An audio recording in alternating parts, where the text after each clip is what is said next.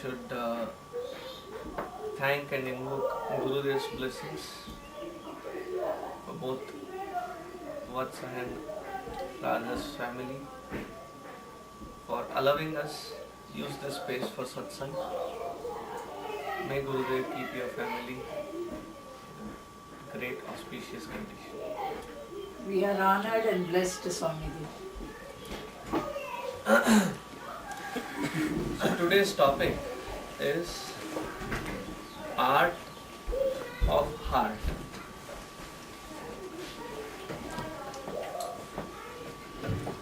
This topic was a recent introduction into my list because the other day on the Yuva Kendra platform we wanted to have something unique on the Valentine's Day. So we use this topic as art of heart.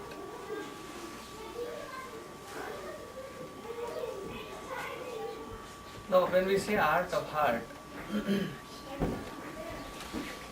it's a generic usage, and in Vedanta we use the word mind instead of heart.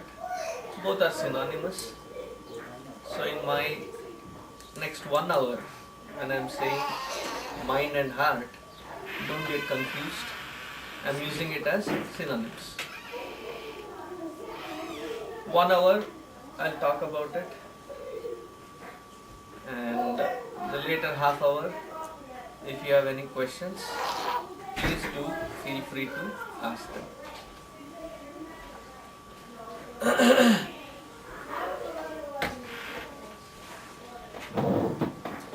In Vedanta, when we use the word mind or heart, they are not talking about the physical heart, the one which pumps blood. We are not talking about that. In various scriptures, when Hridi or Hridaya or Hridaya Guha, these words are used, they mean or they talk about the spiritual heart. Where is the spiritual heart? The spiritual heart is right in the middle. Right in the middle where the rib cage starts parting. To be more precise, when you have somebody that you love is parting from you.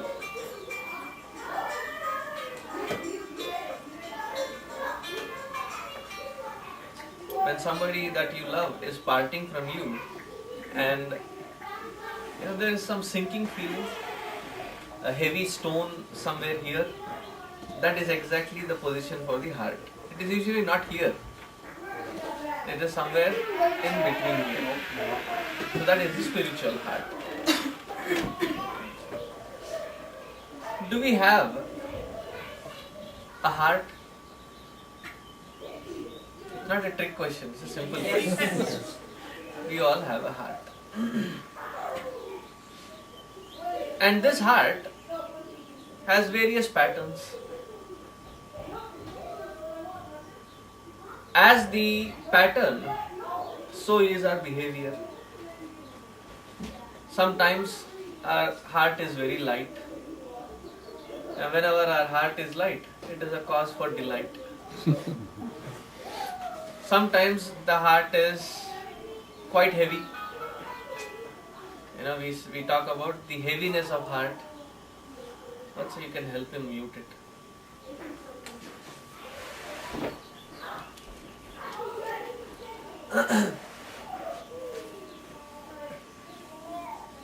So sometimes it is heavy, sometimes it is light, sometimes there is sadness, sometimes there is gladness, sometimes there is anger, sometimes there is vengeance, sometimes it is just blank. Sometimes we get so whipped so badly that it is just blank. So we see that there are different kinds of patterns of how this heart behaves. Now as the heart, so is our behavior. Can we say that I am good all the time? Can we say that I am bad all the time? Can we claim that I am glad all the time? Probably not. So there are these different patterns of fluctuation. So yesterday we saw the patterns of the self and the self-worth. Today we go a little subtler than that, which is the heart, or how we carry our heart. Because there is a very famous quotation from Swami Vivekananda. He says, with will you can move mountains, provided your will is stronger than the mountain. How is our will right now? We have will, but we don't have power. And they say, wherever there is will, there is a way. Put my name in it.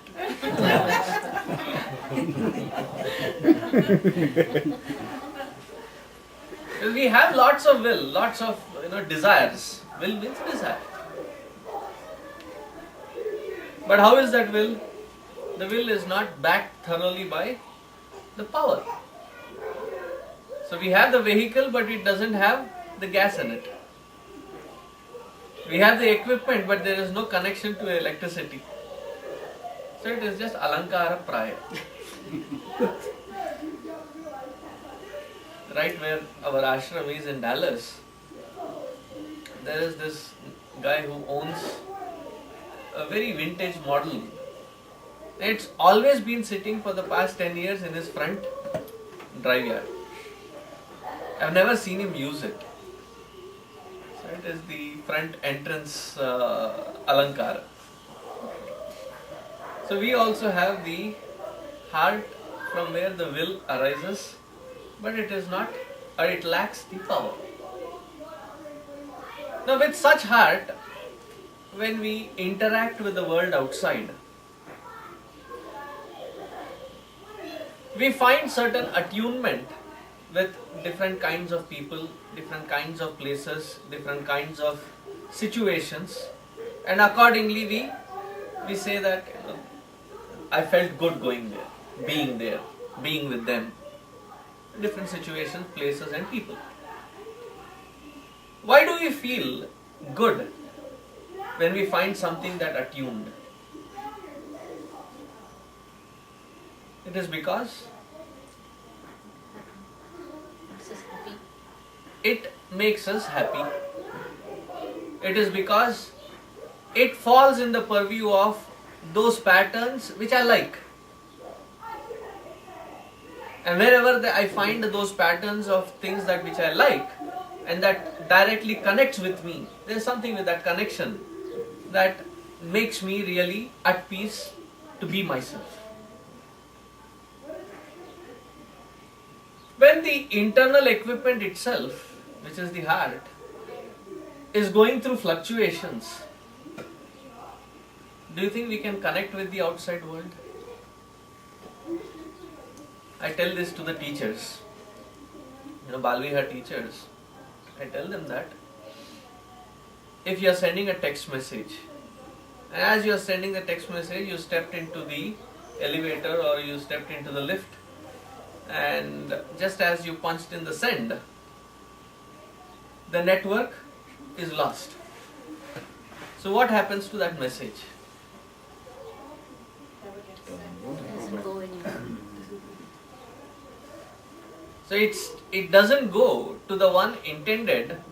It is not there in their inbox. It is there in your outbox. Simple logic. Similarly, and there I use it in the classroom environment, that you want to communicate, but before you communicate, you have to first connect.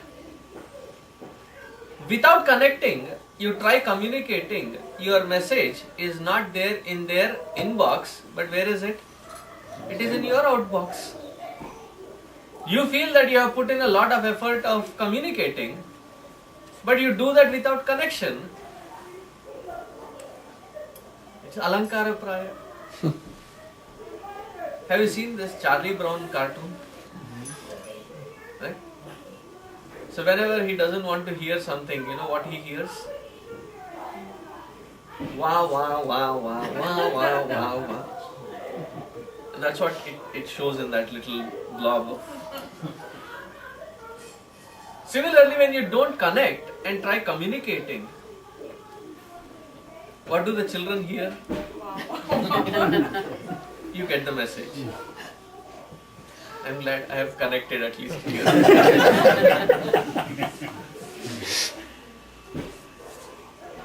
So connection is important. And connection is good and established sturdily if we understand our heart and how well it attunes to the world outside. So there are 3 different levels. There is this beautiful mantra. This usually comes in the Atharva Shakha. It says, Bhadram karne vishruniyama devaha, Bhadram pashye makshabhirya yatraha, Sthirai rangai estushtu vagum sastanubihi, Vyashema devahi tanyadayuhu. Continues. Bhadram karne vishruniyama devaha, Bhadram pashye makshabhirya yatraha. O Lord, make sure that whatever I see, whatever I hear, whatever I do is bhadram, is auspicious. Whatever I hear auspicious. So the first level of interaction is that I choose to avoid all that which I think is inauspicious, which I in my own perception have categorized it as inauspicious, and try to avoid it and look out only for that which is auspicious and try to connect with that. That's the first level. But we know, having lived our lives, do we have that kind of luxury that we can pick and choose?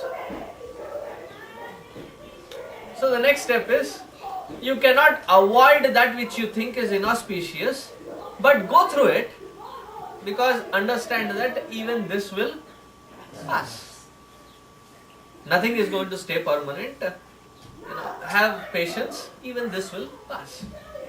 Have dhiraj, have dhairya, and even this will pass. Second stage. The third stage and a mature stage of evolved existence is when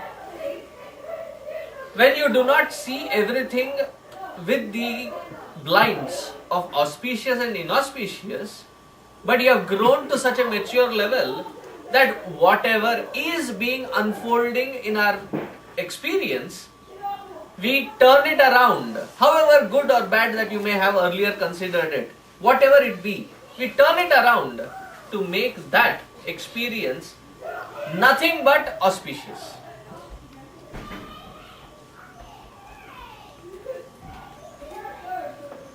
So they say, when you have lemon,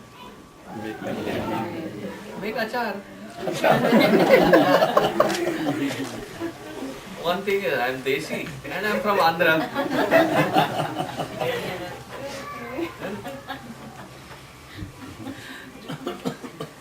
When it is sunny, dry your hair. Whatever is, try to make the best out of it. For making the best out of our life, we need to have this availability of our heart. It gets consumed in lot of unnecessary equations. Unnecessary equations wherein we try to interact only when there is ROI. What is ROI? Return of investment. I do what I do for making the best out of our life, we need to have this availability of our heart. It gets consumed in lot of unnecessary equations. Unnecessary equations wherein we try to interact only when there is ROI. What is ROI? Return of investment. I do what I do if and only if I have something in return. If the returns are diminishing, what do I do? Stop investing. Invest somewhere else. And we take this Siddhanta very seriously. You can do that with material, you can do that with matter, you can do that with market, but not with men, not with people around. The equation doesn't work that way. But we have been so well conditioned and groomed into that mindset that we only behave wherever there is return of investment. See, when the child is young, you take that child and the child is innocent. The child doesn't have a doership behind.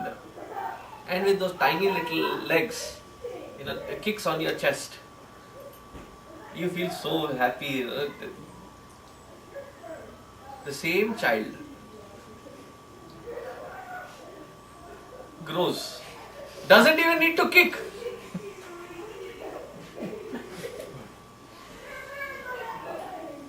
In one level, you accepted the child's kick. At one level, the same child who has now grown, I don't know when they start answering back. When do they start answering back? Let me ask the kids who are sitting. Not you, generic. When do they start answering? 7! Holy cow. 7-year-old brother, that's at 3.5 I get questions. Question is fine. I'm getting questions that say why I can't do something already. Question is fine. But there is this, the vada is called Vitanda vada. See, in communication there are different levels. First is called Samvada. There is a two-way communication. The second is called Vada. The first one is Samvada, second one is Vada. Vada is, discussion. And first one is discussion, second one is argument. Vada. Then comes Vitanda Vada. Vitanda Vada is however or whatever it may be. I am right. My logic alone should win. Okay. That is the third one. Fourth one is when it is called Jalpa. Jalpa means that which does not have any meaning, logic or sense. I just say it because I have a boneless muscle between my teeth. Called tongue. So it is the third level. That is what I am asking when they start really retaliating back. What age? I would say 12, 13. No, I was asking this kid.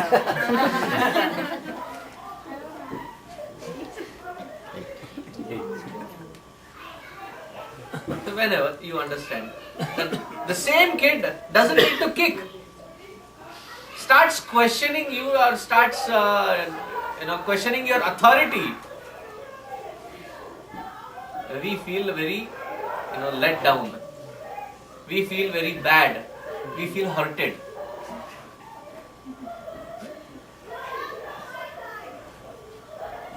Now what has happened from that little kid to the... In one condition, you say that this kid has given lot of joy. What do you call little kids? Little bundle of joy. By the time that kid is 7 or 8 years old, what happened? little bundle of. Problems. So much is the frustration that I have sometimes seen the parents in agony scream at the children. And I'll first say it in Hindi and then translate it. पता नहीं कहाँ से पैदा हो गया.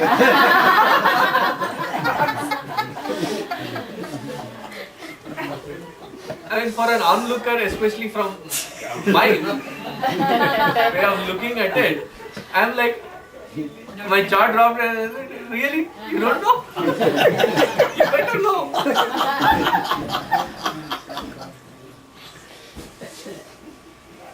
Then your own bundle of joy turns out to be something else. Another classic example. In the initial phases wherein you get married, the husband thinks that the wife is wonders, invited forever. Right? And with the kind of heads that you have moved, there was a response I could very clearly and it almost read like, yeah.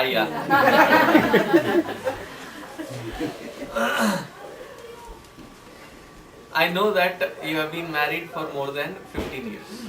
Those who have moved. With your responses, I can vaguely guess. It should be 15 plus. Anything below 7 years, they look at it, ऐसा क्या? Is it so? The same individual, then at a later period, it's like, I need my space. Don't get on my nerves. Give me some breathing space. Same person. I mean, whether it be wife, whether it be husband, then later the wife defines husband. Husband is that when in whose presence hasi band. Husband. There is no more joy.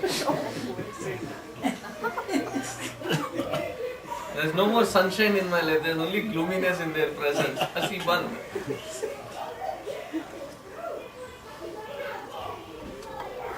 So we get into these patterns wherein we lose the very purpose for which we have heart. And what is the heart, art of this heart? The reason I call it art, it is not science. It cannot be put under formulas or it cannot be deduced in some calculations. It has to go beyond the calculations. Therefore it is an art. And what is the art of this heart? Art of heart is when it expresses with pure love. Gurudev used to say, and so far what I have said is just introduction to bring into this point. Gurudev used to say that when love is thick, rules and regulations are thin.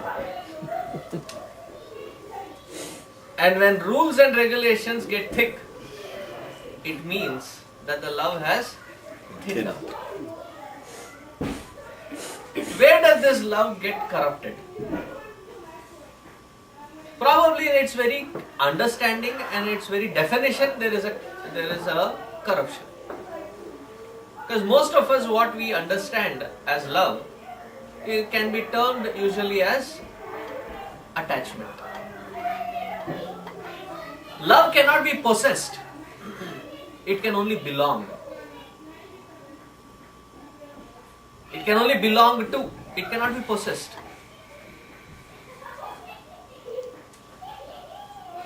But what do we do in that? We bring in an equation. And what do we do with that equation? That I will love only when you respond. That is my ROI. You respond to my liking. And if you don't respond to my liking, then my love is thinning out. Sometimes it is very brutally used. There was this parent, a 4-5-year-old kid, and the parent was asking the child to do JJ. JJ means namaskar. And the kid was looking at the mom and then looking at me and very emphatically said, no. 4-5-year-old. I don't want to. Now the mother had already committed herself. That, JJ, namaskar. Now it has become a question of her, her prestige. Prestige. So she sits down. Please do it. No. Then she pulls this fast one and I was shocked. The mother tackling the 4-5-year-old. What does she pull? She says, you love mommy? If you love mommy, do it. क्या emotional अत्याचार है? Emotional blackmail, isn't it?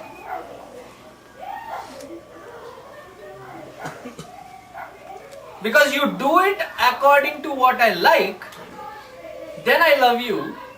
If you don't, then I stop.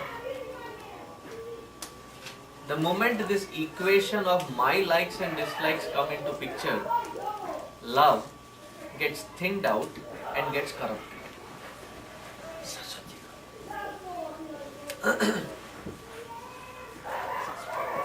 So Gurudev's statement was, when love is thick, the rules and regulations are thin. When rules and regulations are thick, love is thinned out. And why does it get thinned out? I explained. Now comes the question. Now what is the question? What is love then?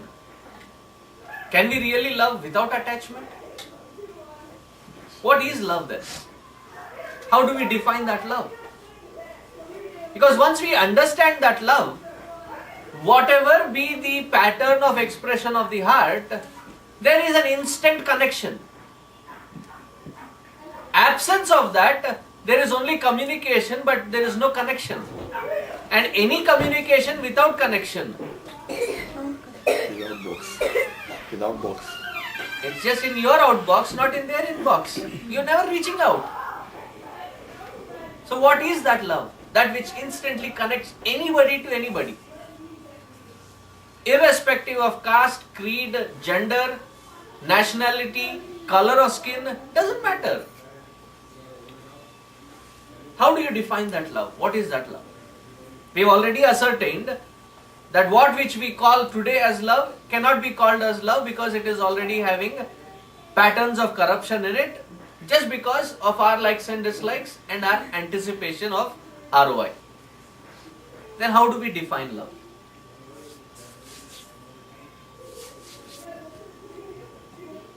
When you have lived, most of you, at least I should say, half of your life. Those of you who feel a little hurt, that's why I said most of you, you can consider yourself in that other percentage. But the rest of you,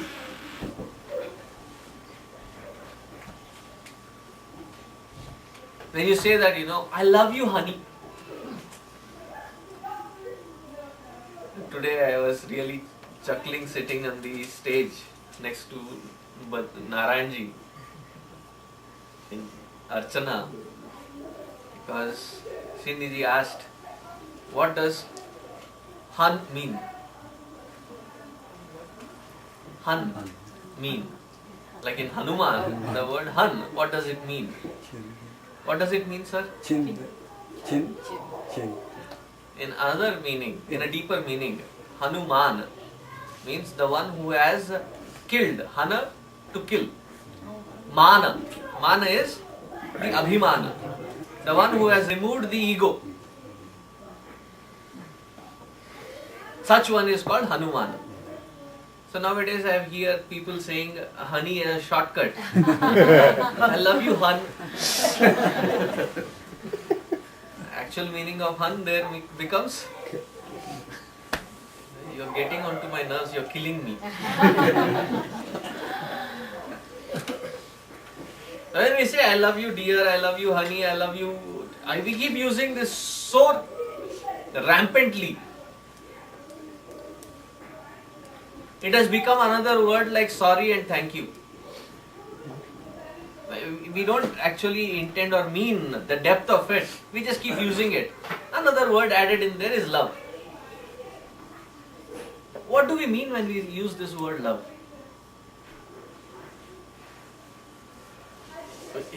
You all use it, right? Yes. I am not asking some new term. What do you mean when you say you love? Manifestation of affection, can you say? Manifestation of affection can be taken as a definition with respect to human beings. Can it be further defined as whatever we tend to like, we say that I love. But there is a word for it, it says that you like. It cannot be said love. No. And sometimes even these kids use certain words. Hate. Hate. Like these prasad at the end. So there were green apples. Yesterday I saw green apples and that's why I didn't touch green apples if you observed. And the kid comes, I take whatever fruit came in, I just picked, and from that day I learned that when kids come, give them a choice. So I picked whatever came into my hand. It happened to be a green apple, and I gave that green apple. And I said, ew, I hate green apple. I was like, what did that green apple do to you to hate it? You may not like it, I can understand. Hate is a word with much more depth. Dislike. Yeah, you can say I don't like it, I dislike it. Hate it? So similarly commonly used is for liking. I say I love it, which means I like it. Then what does actually love mean? So Gurudev again comes to our rescue. This beautiful work called Narada Bhakti Sutra, he defines amazing depths of this word love. And one of the most prominent things he often repeats, he says, it has got to do with giving. You can give without love. Somebody is pestering you, nagging, and you get so frustrated and say, take, go. So you can give without love. But you can never love without giving.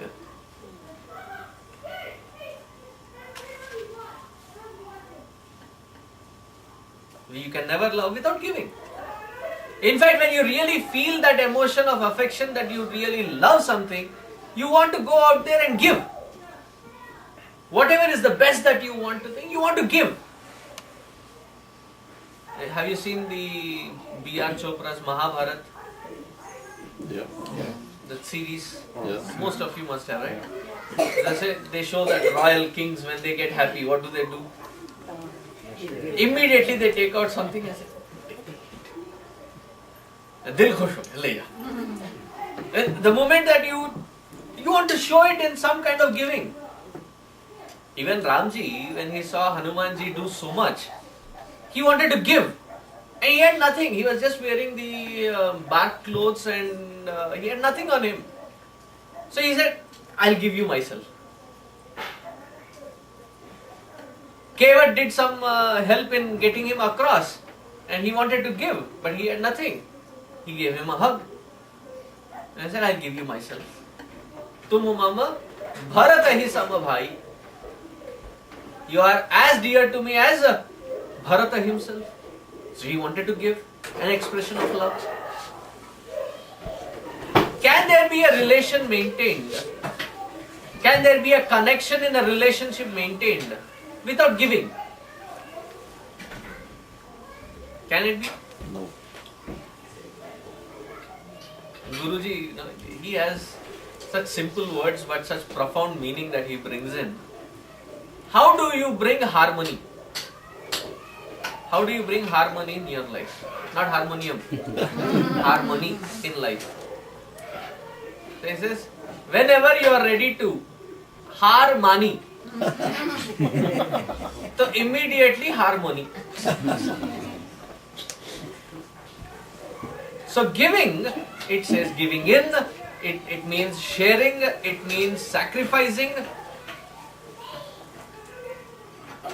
Wherever there is giving, wherever there is sharing, wherever there is sacrificing, it presupposes depth of love and that which connects us to everybody.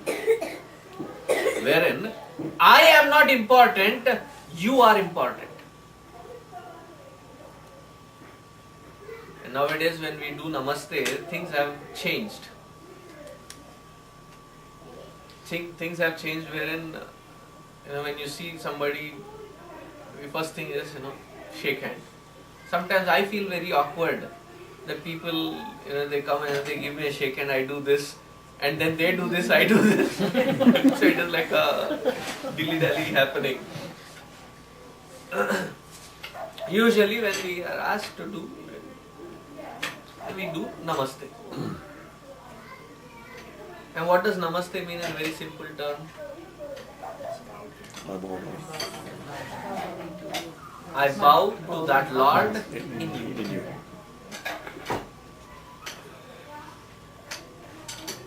Namaha te. It's actually two words in Sanskrit. Namaha, salutations. Te, unto you. See, the same thing in Sanskrit can be said. Aham tvam namaskaromi. It's a big sentence. But in that, what is important? Aham. Tvam namaskaromi. I am saluting you. But in namaste, there is no aham. Aham is put aside. I have to put myself aside in order to offer those salutations. Salutations to whom? Not to the individual, not to the person, not to that personality, but to the divinity expressing through that personality. Unto that, I am offering my salutations. And we bring both our hands together. Why do we bring both our hands together? All of us sitting here, we have two functional hands. Yes, thank you. So we have to bring both hands together in our namaskar. Why do we have to bring both hands? There is a depth of understanding in it. The rishis, how they have blended so much of thought in it. How many of you are doctors here? Any doctors?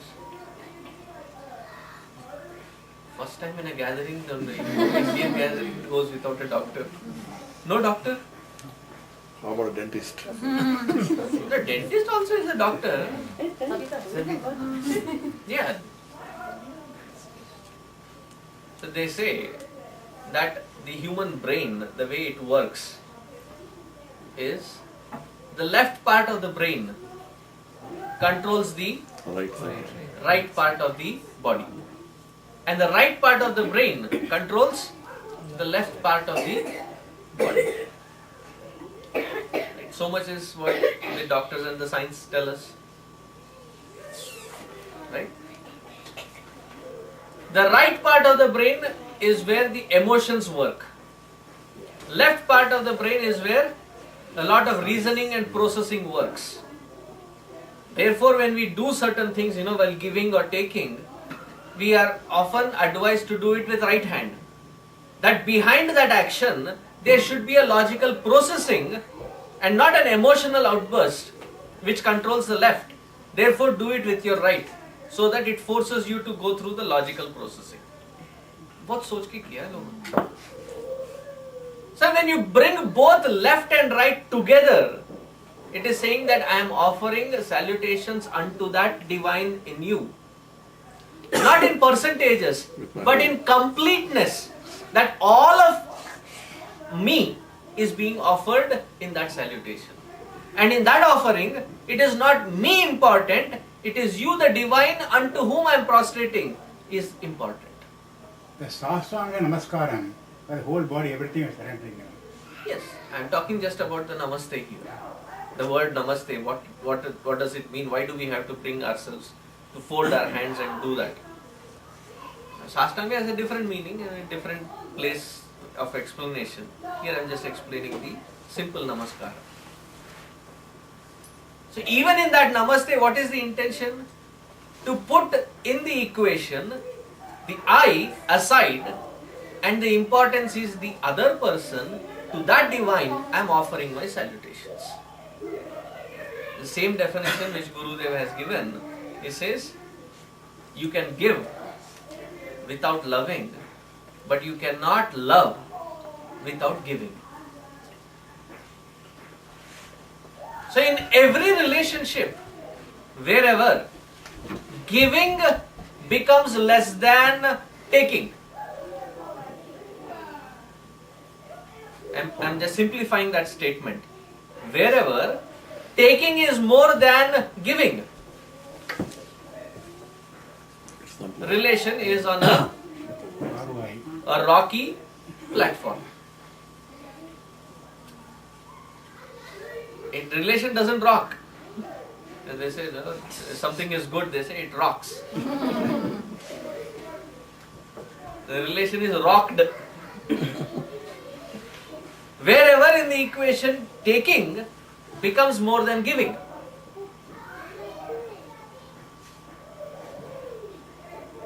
Now going back to yesterday's, most of our interactions are with those whom we are in connection with. Children, spouse, family members, friends. Right? Always it is interacting. Whenever there is an utmost frustration born within our heart, a simple thing to understand, a simple thing to analyze is most of it comes from the demand to get more. In my native language, there is a saying which translated it means, when I come to your house, what do you give me? When you come to my house, what do you bring for me? Anybody Telugu speaking here? Okay, you are also. మా ఇంటికి వస్తే ఏం తెస్తావు, మీ ఇంటికి వస్తే ఏం ఇస్తావు? What do you give? It's always about, me taking and taking and taking. But a relation is well established in that connection only when what is important is how much are we willing to give, given, sacrifice and share. Are we ready?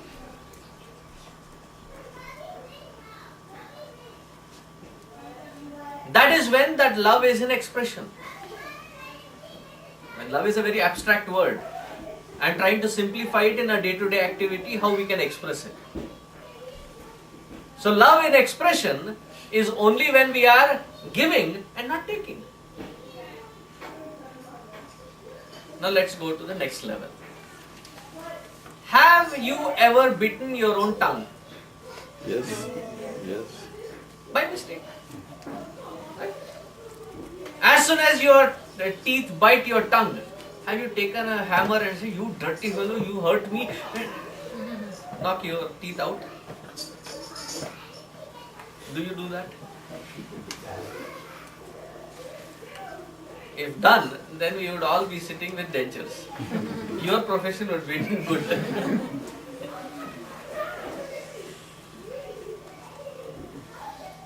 I mean, even with dentures, there is a lot of humor. Once I was in Bombay and I was sitting there and I was in a satsang. And usually I start with a lighter note. So I start with a joke or something and I started. The whole session, when everybody is sitting, they were laughing. This one lady, she did not laugh. She was like, a stone-faced. So I tried my next best. And as I was proceeding in my talk, and when she was my focus target, then how come that she doesn't laugh? Then it had become very personal for me. That I should make her laugh before she leaves. And एक से बढ़कर एक joke, one after the other, I kept pulling, and the whole session, everybody were rolling off. And this lady was like, 1.5 hour effort, with almost like a joke or two in every, a minute or two that I was saying, concluding every sentence with a joke. She was unrelenting. And as soon as the talk was done, everybody, they were leaving. I jumped and I ran. Mate ruko. Where was I going wrong? I said, Swamiji, you are such a troublemaker. I said, when did I make a trouble? She said, she was very difficult in talking as well. He said, I just got my new dentures. And the doctor said that I should not be moving it a lot. And I was finding it so difficult to control myself from laughing, otherwise the dentures would not set in.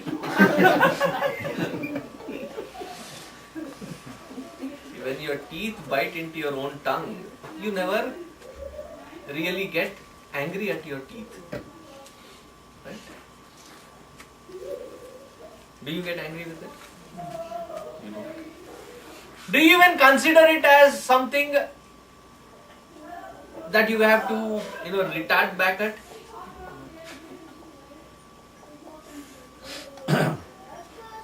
Now in a relationship, if love is thick, immediately the giving in is natural rather than demanding to take, to grab, to aggrandize. And if in every relationship the equation maintained is how much of my what I like is being gathered or gained rather than how much of what they like around me is being given, such a relationship will always fall apart. So my next question to all of you is, do you have the heart? Do you have the depth of heart to give as much as it takes?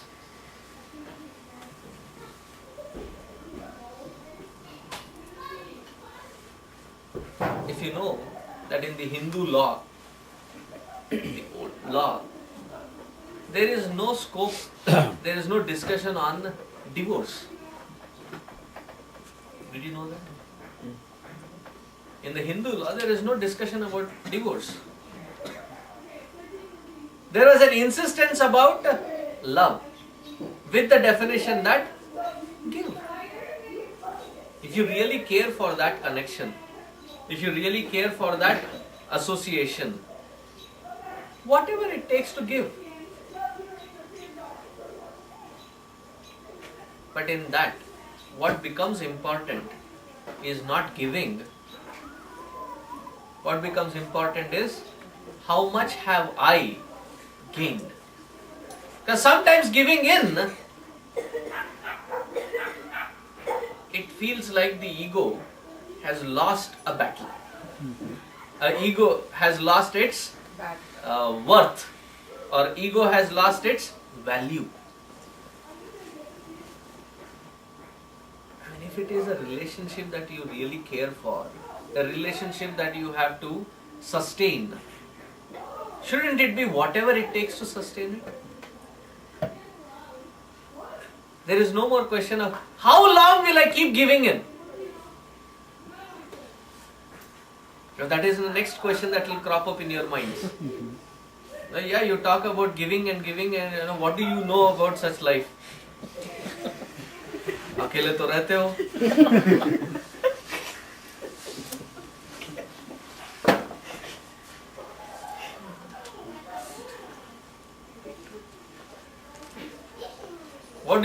about giving, How long should you keep giving? If you really care, if you really are concerned with that connection or that relation, giving should become natural. Whatever it takes to sustain. It's not you who are important, it is the other who is important.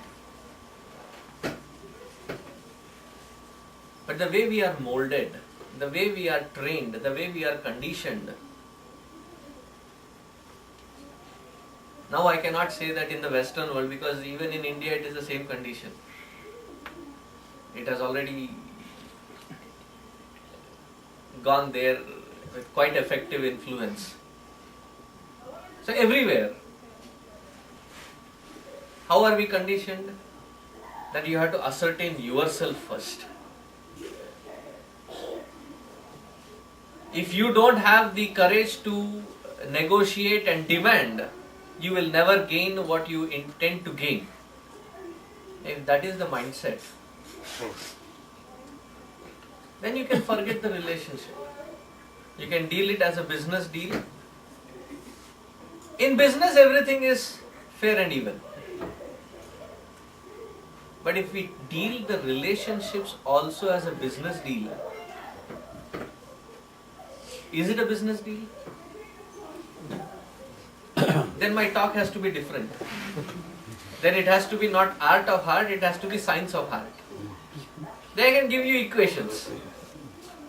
And we'll talk about these equations again in our mind games. What are the different equations that we play? But in a relationship to be maintained, no, Swami, I have been giving in, but I'm taken for granted. How long can I keep giving in? My point is, if not you, who else will be taken for granted?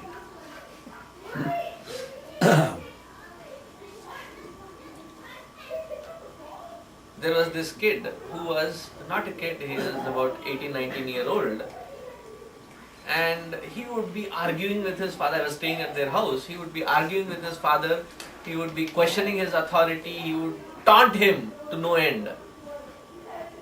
So I pulled that kid aside and just wanted to talk one-on-one that kid. Why do you take him for granted? And he's been such a nice guy, he doesn't really retaliate with what you are saying. But why do you taunt him that much? So the confidence with which he answered, he said, he is my father. If not with him, who else will I do such things? I think being born as his son, it is my right to do so. Nobody else will tolerate it. What is it? Nobody else will tolerate it. Yeah, nobody else will tolerate me in this kind of behavior. It is just my father and I have every right to be with him that way. It's not that I am disrespecting him.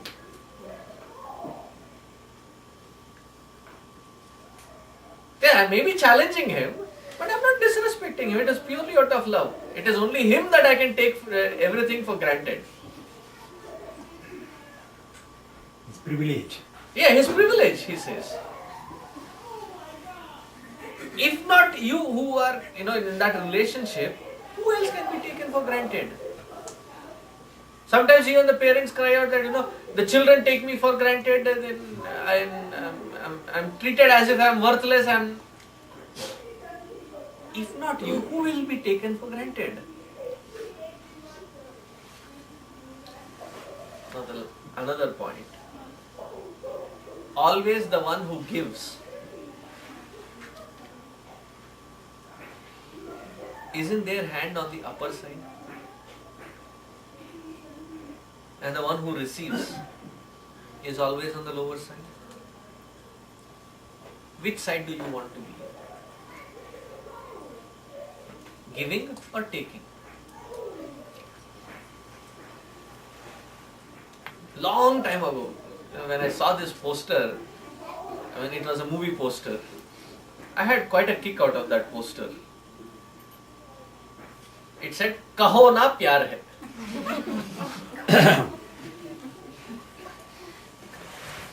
When I read that poster, I had a good kick out of it.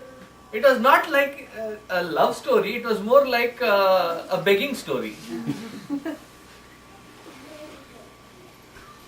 Please tell me now you love me. You don't need to demand, you don't beg for it. You should always be in a position to give rather than expect or demand. When in our conviction that expression changes. Now let me tie in Karma Siddhanta to it. Now what is Karma Siddhanta? As you sow, So shall it be. so you reap. Jaisi karni, Like it. वैसी भरनी. As you sow, so you reap. Do not go out into the world of your giving, sacrificing and sharing with the attitude that they have done, therefore I am returning. I am doing it in anticipation of some return. But always give with the attitude that it is an opportunity for me to give, so that with what perspective? That I must have received in the past. My giving does not deserve a return, because what I am doing is a payback. In every relation, if you are doing it with that attitude of giving and paying it back, what are you doing with your set of vasanas and increments of vasanas? They are naturally getting depleted. And that is how in giving also you become sattvic. But in our equation we always say, oh, I have been giving and nothing comes back. It is frustrating. How long will I shoulder this responsibility? And that is why whenever we look at responsibility as an equation, we don't see responsibility, we see burden. And in many languages, we use responsibility and burden as synonyms. Like in Hindi, I take one example. Kaam. Kaam ka boj. Badhyata, I am taking my native language. Badhyata. What goes along with it? Baru. Baru again is a burden. We don't see the responsibility, we see it as burden. We see it as a weight overweighing on us.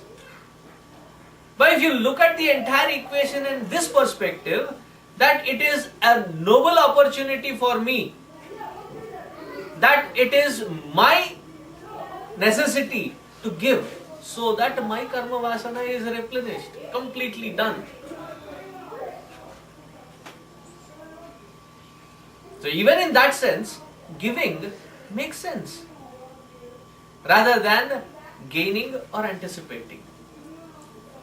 Probably this is what Gurudev means when he says in the pledge, giving more than What we receive. what we take and producing more than what we consume. Probably we do it, but totally with a different result. We give more troubles than what we can take. We produce more confusions than what we can consume. What he means is giving with that love. Love as an expression. That is when the heart finds its completeness in expression. That is when all the other emotions of our heart get sanctified, layered with this love and expressed in that love, soaked in that love. Whether it is thought, whether it is word, whether it is deed. If every thought, word and deed that we interact with the world of loved ones around is soaked in that love, will there be any situation wherein there is heartache or heartburn? Because of our demand, because of our demanding nature, because of our anticipation for everything that we put in, to demand something back in return, and that too which I like. If that is what is corrupting the equation, shouldn't we change it? And there is no other trick to change it other than sitting and changing it. That conviction has to change. And the logic for that conviction to change, I have given it to you from the explanation of what is attachment and what is love. What is the explanation of karma siddhanta in it? Does it sound logical? At the end, I can only pray to Gurudev that may he give us courage to apply this love in action. Whenever we learn this application of love in action, such individual's life, every expression is a celebration.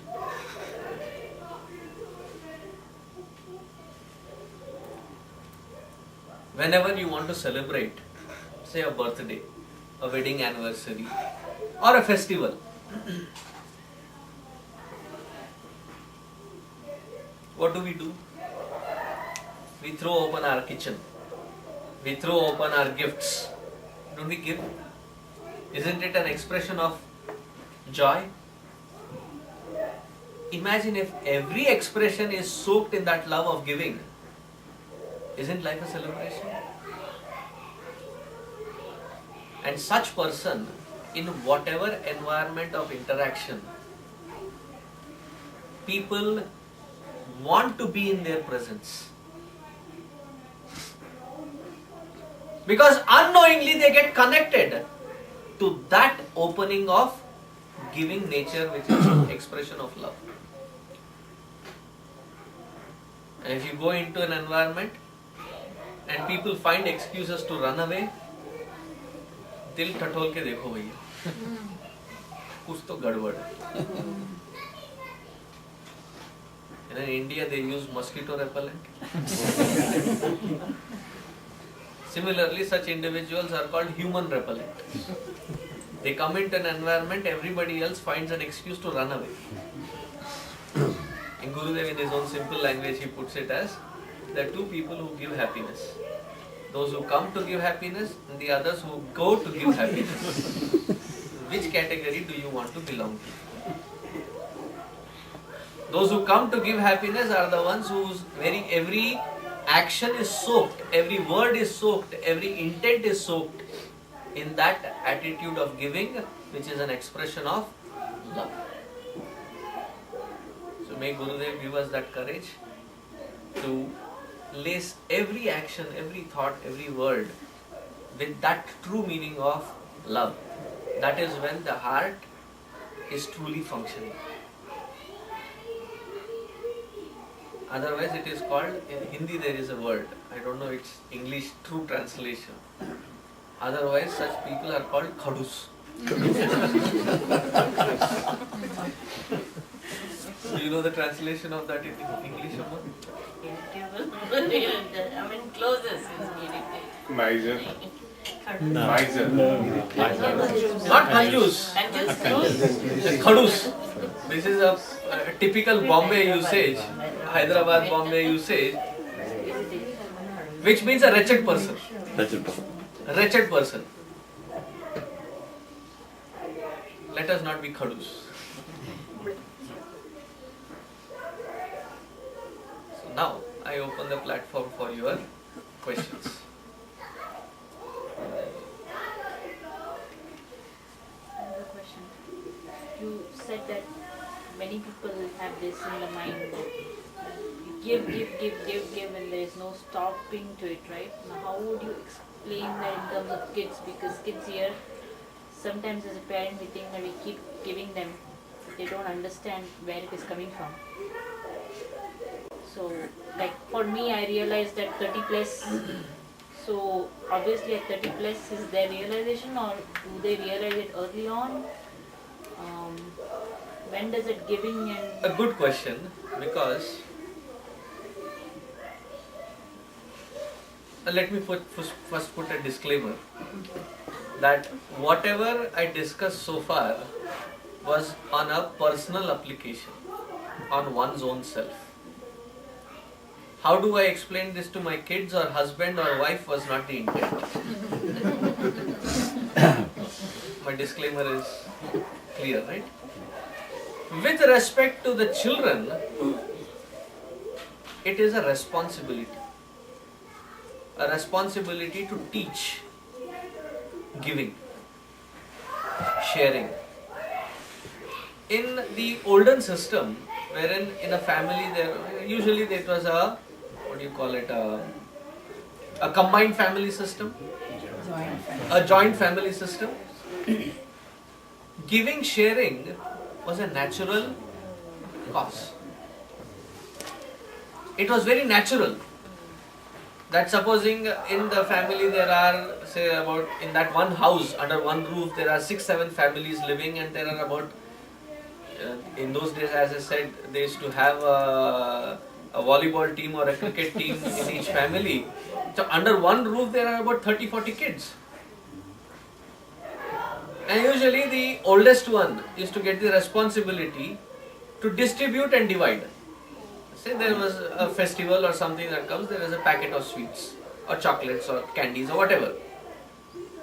So his job is to first calculate how many members are there and how many pieces are there, and equally divide them, and then go about distributing each one a piece. There will always be tail following him. At least 3-4 kids, younger ones, bhaiya or didi, please, one more. Now this fellow has already divided it into the equals, which, if nobody takes it, I'll give it to you. Wait, you are in queue, please wait. आप कतार में हैं, कृपया प्रतीक्षा कीजिए. So he goes about distributing, and unfortunately everybody takes.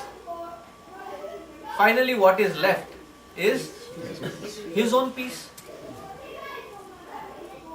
And these kids are seeing it, that his own piece, now he doesn't have the heart to gobble it up all by himself because they are little ones. And this older one is not like, really 20 or 30. He's just older by, say, a couple of years. But there he sacrifices his own piece for the good of, for the taste of the younger ones. So he divides his own piece into 5-6 smaller pieces and said, "Lele." So within the family there was this structure wherein they have grown up understanding that giving and sharing is a part and parcel of life. And it was natural for them when they go outside, that giving was natural for them as a natural disposition. Now in US, I'm focusing now, zeroing on totally on a nucleus family in US. Here, if we are suffering, and as a community, if we are suffering, it is not because of lack of things, it is because of abundance of things. Is it?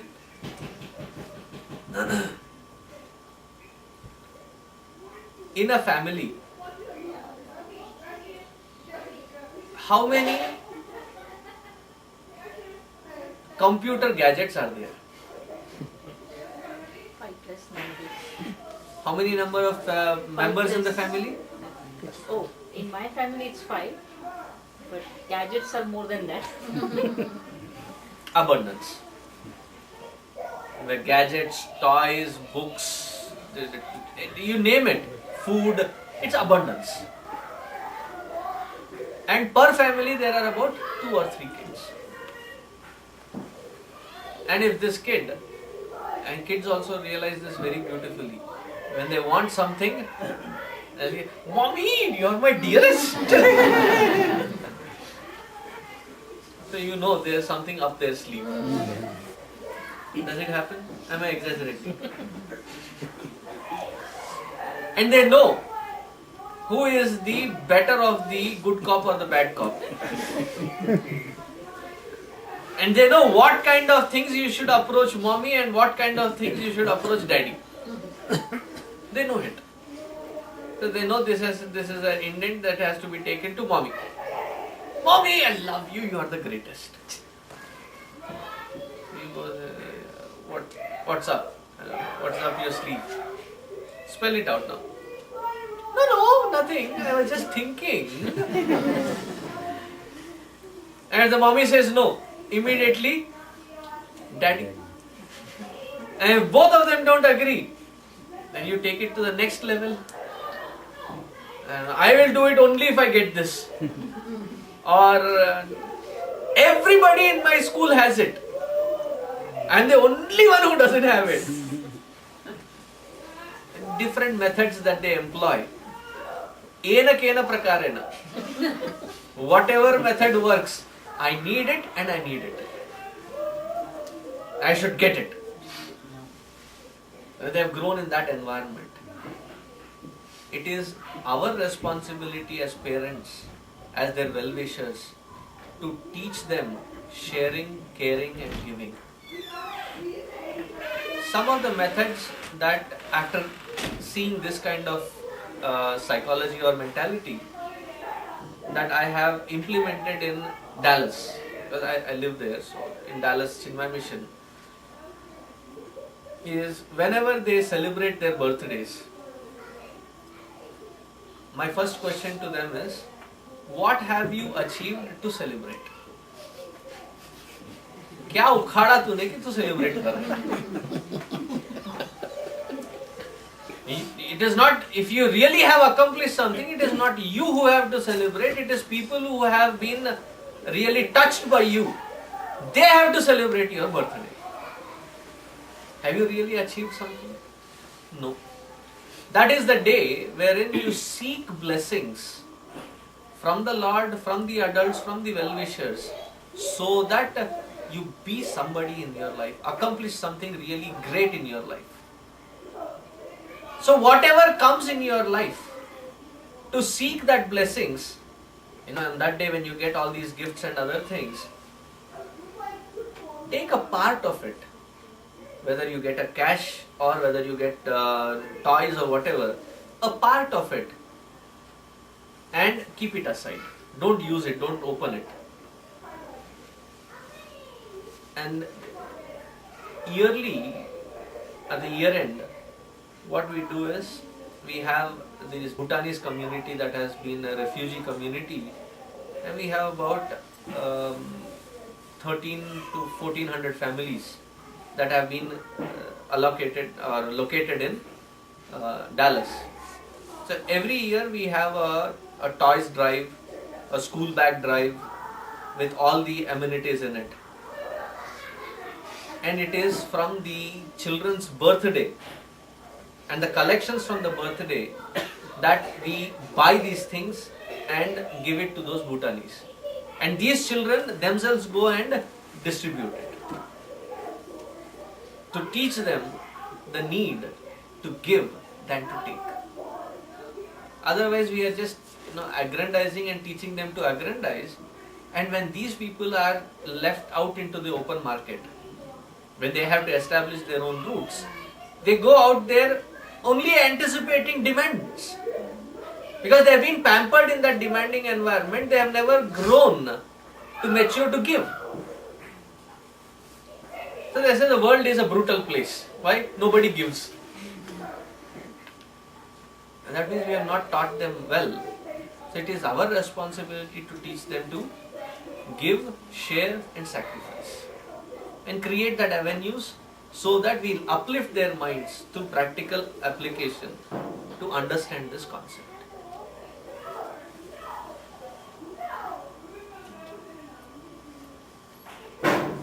One possible reason why we think why I should keep giving might be because I'm really always looking at somebody others to give me the feedback whether I have given enough. Because the barometer for us to really determine whether I have given enough is I'm really seeking others' approval or responses to know that okay, hey, whether I have given enough. So how do you go and establish your own barometer around? Like, I mean, I have given up to my full satisfaction.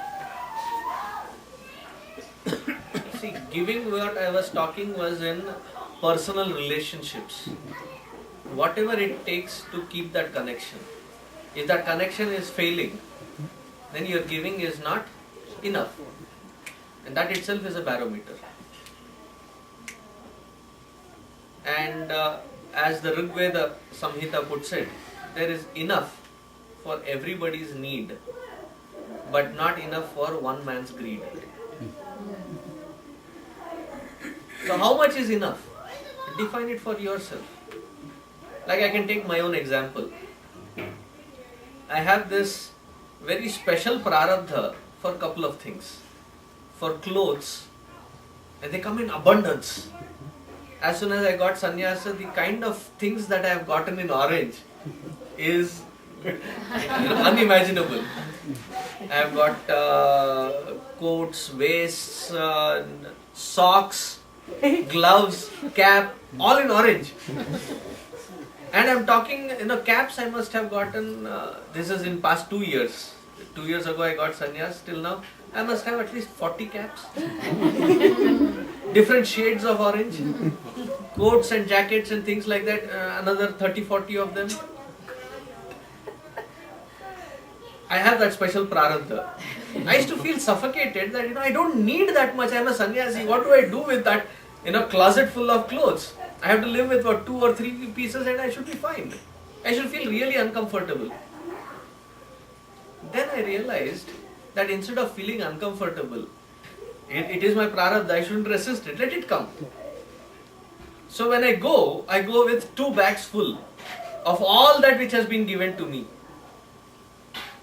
And when I go there, I know within Chinmaya Mission family or within the need, wherever, I take them and distribute them discreetly. Because I know what my need is. Anything excess of that, I don't stop it, but I receive it and then I am just a medium to further distribute it. Similarly, I have got another fabulous prarabdha for gadgets.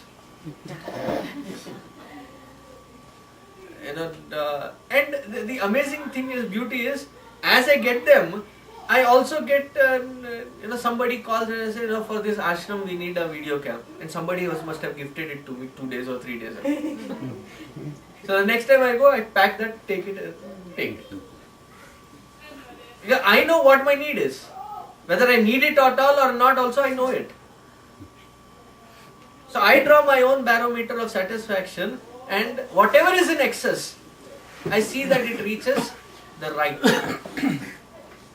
And almost every year I get 2 or 3 laptops.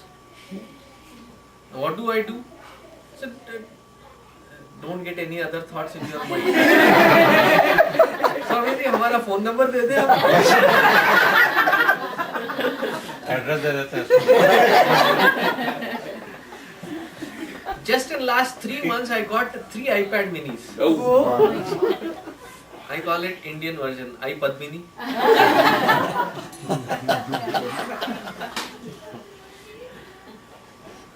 So back in within our own acharyas or I know in India, not everybody has a laptop. So every time I carry these laptops and I go distribute it there. As it comes, I take that fresh lot and go give it there. Sometimes there are these students who are economically backward and they cannot afford a laptop and they are in their engineering and other studies. So I have a list that I keep a tab, and I have a social project that I work for in Vijayawada, so I have a tab. So wherever there is that need and whatever comes, I keep it. I think I am satisfied doing it. I don't resist anymore whatever comes. Whatever comes, it is genuinely used in a higher cause. And another secret that I have understood. Mutti kholo na. Once you learn that the need to open your hands, you will get that which you were never intended. And you will get it in such excess that your two hands will not be sufficient to hold it. It's only those who stop it by holding on to, don't allow that flow. I have realized it in my life, that part.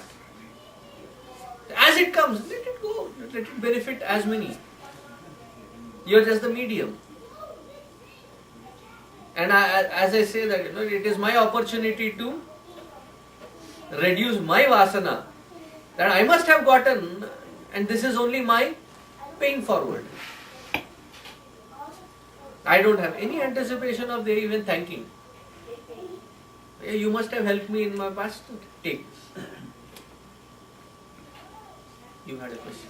Yeah, on the same line, it's a little bit personal, but I will ask that question here. Is if you are in a situation where you have done everything you could, and the demand comes in that if you don't send us X amount of money because the person was being evicted from the apartment, and we're trying to find a permanent solution, options were presented and so on, person doesn't take it, and eventually person gets evicted. And because money wasn't sent, person doesn't want to keep the relations. Fine, if that is the level of So where do we- their connection that they want to maintain, it just drops like the leaf in the fall season. It just drops. So be it. But you keep your doors open. You keep your doors of your heart open and don't rub it into their face. Bola tha na tab? Don't rub it into their face. Keep your heart open, and if they feel that they have lost somebody that trustworthy and they are missing it, they will come back. If not, if they don't deserve it, they will go.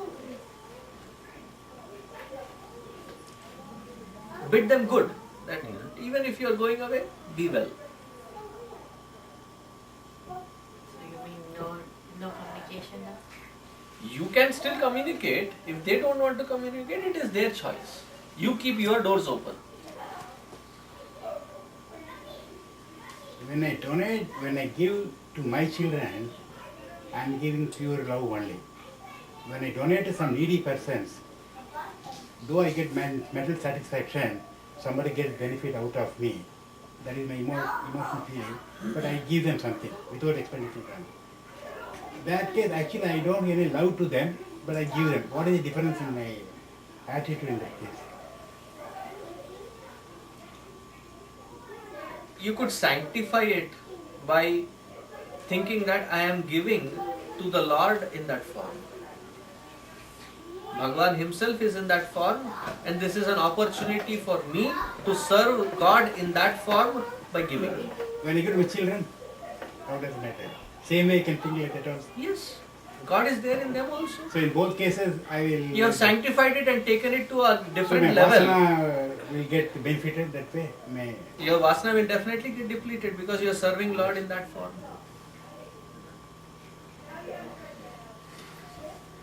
Yes, one of you had raised the hand. No, I was thinking along the lines of being taken for granted and along Puranji's lesson also. There's something called tough love.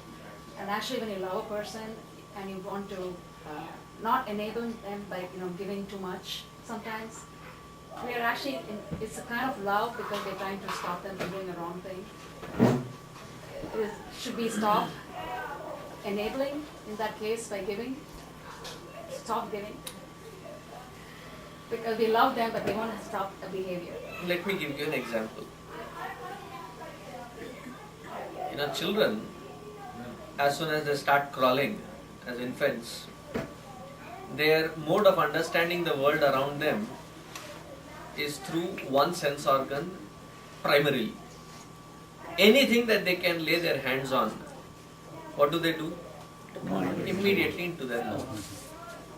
Especially so if it is something which is shining and something which is glittering, they get more attracted. So one day you were working in kitchen, there was a knife that fell down, and the child crawling comes there, and you immediately see. What do? Whichever is closer to you, you pick that away first. If the child is closer to you, crawling towards a knife, you pick the child. If the knife is closer to you, you pick the knife and put it away. And as soon as that which they like is being put away, what do? And if as an outsider, especially as a sannyasi, I come in and I say, what kind of a mother are you? You make your own child cry? Is that love? Does it make sense? Though you know that the child will cry, should you give the knife or should you take it away? Right? So I think in Hamlet or Othello, one of them, Shakespeare says, I am cruel only out of love.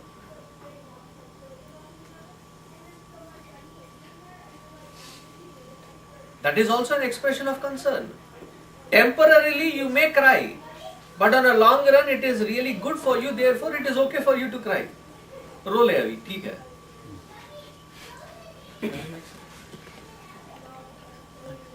That is also born out of that concern, that is also born out of that care. That you are giving for their larger good rather than for their temporary good.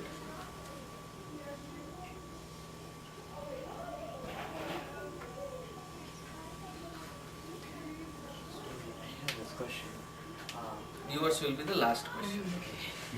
The granted thing, same thing. If you look at this, we always have to balance love and respect.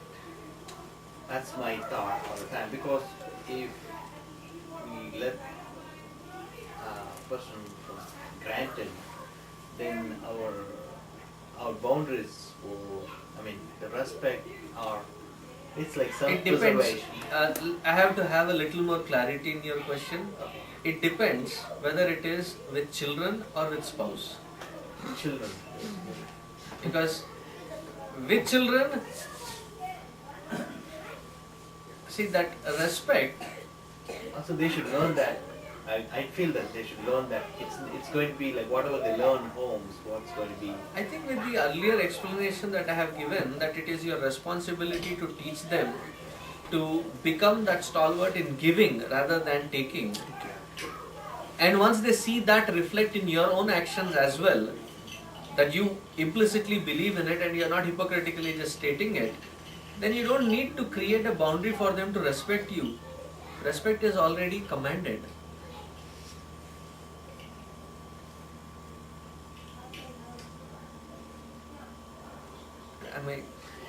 Yeah. So but how do we teach it when they go out and mingle? For themselves? Yeah.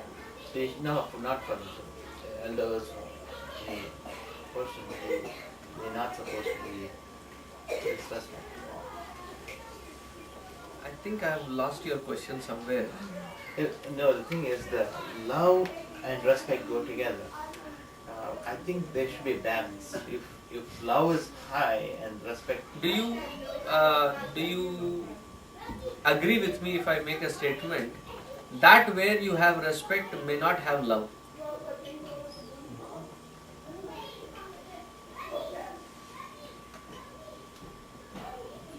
I may respect somebody for their skill, but I may not love them. Right? Sure. Like especially when it is two opposite teams. And there is one fellow who is really skilled. I respect his skill. But do I love him? Probably not. India, Pakistan.